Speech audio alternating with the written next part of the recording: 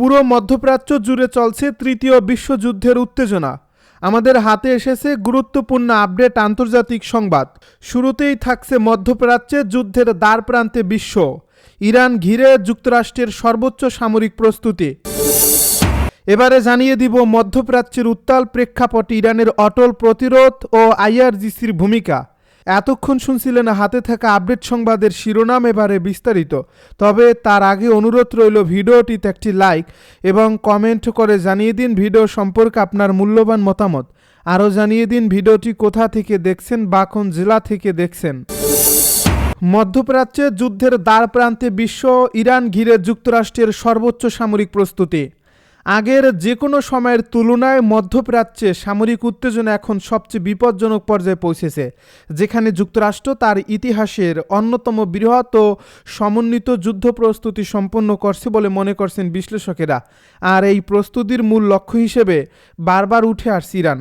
আন্তর্জাতিক পর্যবেক্ষকদের মতে ইসরায়েলের নিরাপত্তা ও কৌশলগত স্বার্থরক্ষার অজুহাতে তেহরানের উপর সরাসরি হামলার বিকল্পগুলো বিবেচনায় রেখেছে ওয়াশিংটন।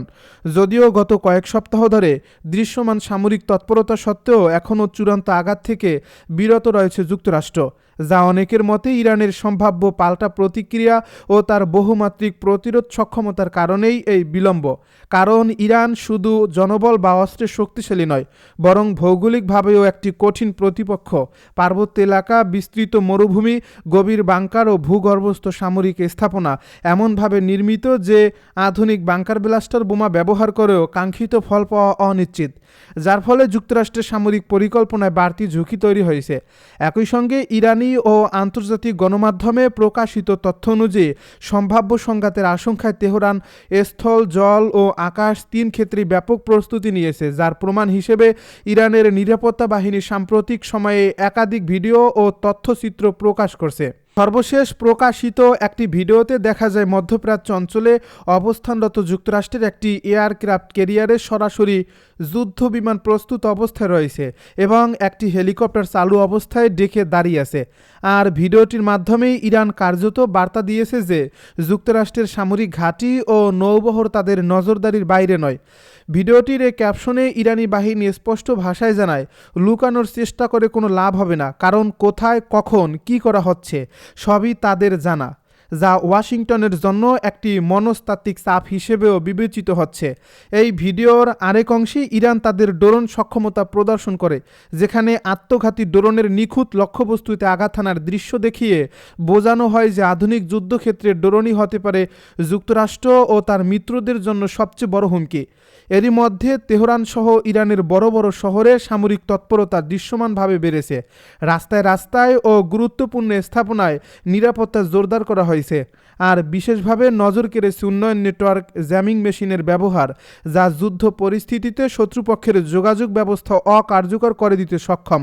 শুধু তাই নয়, ইরান প্রযুক্তিগতভাবে এমন কিছু পদক্ষেপ নিয়েছে যা পশ্চিমা বিশ্বকেও বিস্মিত করছে। এর মধ্যে অন্যতম হল নিজস্ব লঞ্চপ্যাড ব্যবহার করে স্যাটেলাইট উৎক্ষেপণ ও একটি স্বয়ংসম্পূর্ণ যোগাযোগ ব্যবস্থা গড়ে তোলা।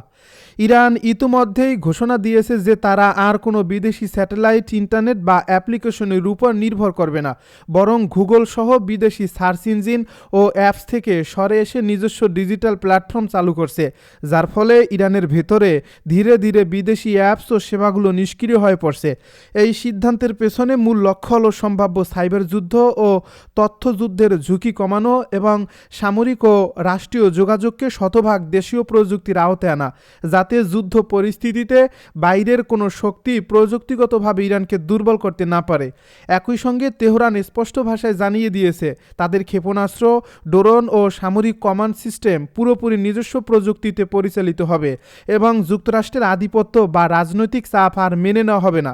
ইরানের বিপ্লবী গার্ড বাহিনীর প্রধান মেজর জেনারেল মোহাম্মদ পাকপুর এক বক্তব্যে বলেন, ইসলামী প্রজাতন্ত্রের সশস্ত্র বাহিনী সর্বোচ্চ প্রস্তুত অবস্থায় রয়েছে এবং তাদের আঙুল ট্রিগারে। তিনি আরও বলেন, যুক্তরাষ্ট্র আলোচনার কথা বললেও অতীতে আলোচনার নামে ইরানকে বারবার প্রতারণা করা হয়েছে, তাই এবার আর কোনো ধোঁকায় পা দেবে না তেহরান। অন্যদিকে ইরান জাতিসংঘকে জানিয়েছে যে দেশটি সর্বোচ্চ ঝুঁকিপূর্ণ পরিস্থিতির জন্য প্রস্তুত, তবে তারা আশা করে যুক্তরাষ্ট্রের এই সামরিক সমাবেশ বাস্তব সংঘাতে রূপ নেবে না, কারণ কোনো একটি রাষ্ট্রের পতন হলে তা শুধু একটি দেশের মধ্যে সীমাবদ্ধ থাকবে না, বরং পুরো মধ্যপ্রাচ্যকে অস্থিতিশীল করে তুলবে এবং এক ধরনের আঞ্চলিক বিপ্লব ডেকে আনতে পারে, যা ইসরায়েল চাইলেও বাকি বিশ্বের জন্য মারাত্মক পরিণতি বয়ে আনবে। এই প্রেক্ষাপটে ইরানি রাজনীতিবিদ ও বিশ্লেষক ডক্টর মোহাম্মদ জাভাদ লারিজানির বক্তব্য নতুন করে আলোচনার জন্ম দিয়েছে। তিনি দাবি করেন যে প্রযুক্তিগতভাবে ইরানের পক্ষে পারমাণবিক অস্ত্র তৈরি করা সম্ভব এবং প্রয়োজনে 2 থেকে 3 সপ্তাহেরও কম সময়ে তারা তা করে যেতে পারে। তবে তিনি জোর দিয়ে বলেন যে ইরান নীতিগতভাবে এই সিদ্ধান্ত নেয়নি এবং তারা পারমাণবিক অস্ত্র তৈরি করবে না, যদিও সাম্প্রতিক সংঘাতগুলোতে ইরান তার সামরিক সক্ষমতার মাত্র 25%-এরও কম ব্যবহার করছে বলে তারা দাবি করছে। মধ্যপ্রাচ্যের উত্তাল প্রেক্ষাপটে ইরানের অটল প্রতিরোধ ও আইআরজিসির ভূমিকা। গত বছরের জুন মাসে কোনো ধরনের পূর্ব সতর্কতা ছাড়াই ইরানের উপর আকস্মিক সামরিক অভিযান চালায় ইসরায়েল, যা মধ্যপ্রাচ্যের ভূ রাজনীতিতে এক নতুন উত্তেজনার সূচনা করে। ওই হামলায় ইরানের শীর্ষস্থানীয় কয়েকজন সামরিক কমান্ডার নিহত হন এবং দেশটির নিরাপত্তা কাঠামোর গুরুত্বপূর্ণ অংশ সাময়িকভাবে বিপর্যস্ত হয় বলে বিশ্লেষকের ধারণা করেছিলেন।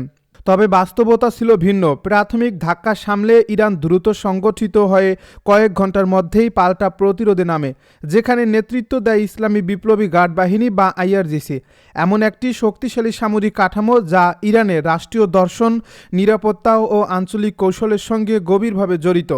ইসরায়েলি এই হামলায় আইআরজিসির শীর্ষ নেতৃত্ব ও রকেট ফোর্সের প্রধান নিহত হলেও বাহিনীটি ভেঙে পড়েনি, বরং টানা 12 দিন ধরে সমন্বিত হামলা ও প্রতিরোধের মাধ্যমে নিজেদের সক্ষমতা প্রদর্শন করে, যা ইঙ্গিত দেয় যে ইরানের সামরিক নীতি ব্যক্তি নির্ভর নয় বরং প্রাতিষ্ঠানিক শক্তির উপর দাঁড়িয়ে আছে।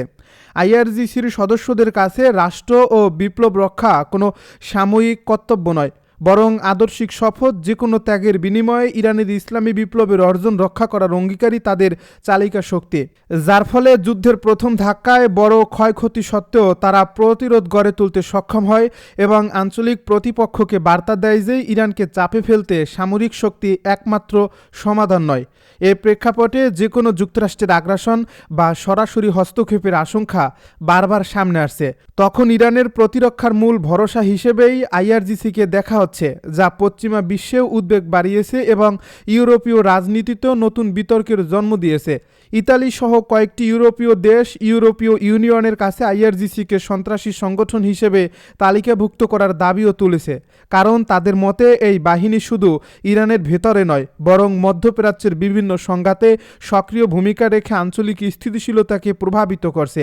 আর এই দাবি বাস্তবায়িত হলে আইআরজিসির বিরুদ্ধে কঠোর আইনি পদক্ষেপ ও ব্যাপক অর্থনৈতিক নিষেধাজ্ঞা আরোপের পথ খুলে যাবে। যুক্তরাষ্ট্র ইতিমধ্যেই আইআরজিসিকে সন্ত্রাসী সংগঠন হিসেবে ঘোষণা করেছে, তবে পশ্চিমা নীতি নির্ধারকেরাও ভালো করে জানেন যে শুধু নিষেধাজ্ঞা আর তালিকাভুক্তির মাধ্যমে এই বাহিনীকে দমন করা সহজ নয়, কারণ দীর্ঘদিনের নিষেধাজ্ঞার মধ্যেই আইআরজিসি নিজেদের কাঠামো শক্তিশালী করছে এবং বিকল্প অর্থনৈতিক ও সামরিক ব্যবস্থাপনা গড়ে তুলছে। ইরানের ভেতরে এই বাহিনীর প্রভাব কেবল সামরিক পরিসরে সীমাবদ্ধ নয়, রাজনীতি, অর্থনীতি, অবকাঠামো উন্নয়ন থেকে শুরু করে সীমান্ত নিরাপত্তা ও অভ্যন্তরীণ স্থিতিশীলতা রক্ষায় তাদের ভূমিকা স্পষ্ট, যার ফলে আইআরজিসিকে লক্ষ্য করে নেওয়া যে কোনো পদক্ষেপ সরাসরি ইরানের রাষ্ট্রীয় ব্যবস্থাকেই প্রভাবিত করে। 1979 সালের ইসলামী বিপ্লবের পর ইরানের প্রথম সর্বোচ্চ নেতা আয়াতুল্লাহ খামেনির হাত ধরে আইআরজিসির যাত্রা শুরু হয় মূলত বিপ্লব পরবর্তী রাষ্ট্র ব্যবস্থাকে রক্ষা করার লক্ষ্যে। আর 1980 থেকে 1988 সাল পর্যন্ত ইরান ইরাক যুদ্ধের সময় এই বাহিনী অভূতপূর্বভাবে শক্তিশালী হয়ে ওঠে। হাজার হাজার স্বেচ্ছাসেবক সংগ্রহ করে এবং বিতর্কিত হলেও কার্যকর বিভিন্ন কৌশল প্রয়োগের মাধ্যমে তারা যুদ্ধক্ষেত্রে নিজেদের সক্ষমতা প্রমাণ করে। সময়ের সঙ্গে সঙ্গে আইআরজিসি আধুনিক প্রযুক্তি, ক্ষেপণাস্ত্র ব্যবস্থা ও গোয়েন্দা সক্ষমতা বাড়িয়েছে এবং ইরানের পারমাণবিক কর্মসূচি ও ক্ষেপণাস্ত্র উন্নয়নেও গুরুত্বপূর্ণ দায়িত্ব পালন করছে বলে পশ্চিমা বিশ্ব অভিযোগ করে আসছে। মধ্যপ্রাচ্য ইরানের আঞ্চলিক প্রভাব বিস্তারে আইআরজিসির কুদস ফোর্স বিশেষভাবে সক্রিয়, যা সিরিয়া, ইরাক, লেবানন, ইয়েমেন ও গাজার মতো সংঘাতপূর্ণ এলাকায় ইরানের মিত্র গোষ্ঠীগুলোর সঙ্গে সমন্বয় রেখে কাজ করে, যার ফলে ইরান সরাসরি যুদ্ধে না জড়িয়েও কৌশলগত প্রভাব বজায় রাখতে সক্ষম হয়। এই নীতিকে অনেক বিশ্লেষক স্ট্র্যাটেজিক ডেপথ হিসেবে বর্ণনা করেন।